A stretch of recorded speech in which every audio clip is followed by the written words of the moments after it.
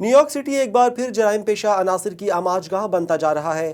گزشتہ 12 مہینوں میں جرائم کے مختلف واقعات میں 22% اضافے نے شہریوں کو عدم تحفظ کے احساس میں مبتلا کر دیا ہے۔ شہری یہ جاننا چاہتے ہیں کہ ان کا یہ شہر بے امنی کے دلدل میں کیوں دھنستا جا رہا ہے۔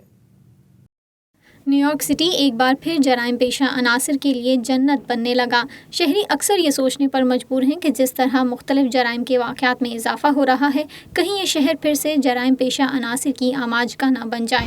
دستیاب اعداد و شمار کے مطابق سال 2021 کے مقابلے میں 2022 کے 11 مہینے شہریوں کے لیے مشکل اور ایک کڑا امتحان ثابت ہوئے۔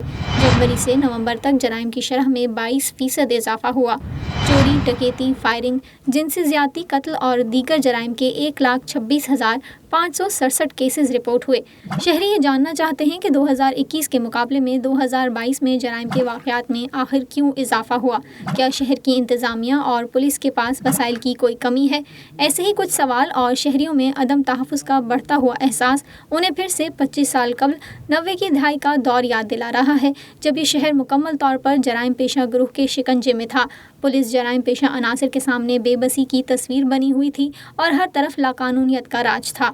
پھر چشم فلک نے وہ وقت بھی دیکھا جب 1994 میں روڈی جولیانی نیو یارک سٹی کے 107ویں میئر منتخب ہوئے اور ان کی انتظامیہ اس شہر کے اسٹریٹ کرمنلز کے خلاف آہنی دیوار ثابت ہوئی اور شہریوں کو قتل و غارت، لوٹ مار، چوری، ڈکیتی کے واقعات سے ایسے نجات دلائی جس کا وہ خواب دیکھا کرتے تھے۔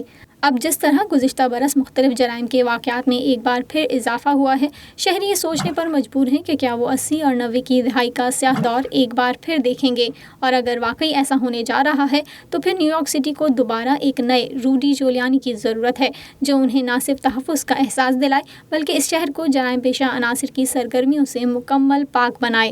سعدیہ کریم، وائس آف ساؤتھ ایشیا۔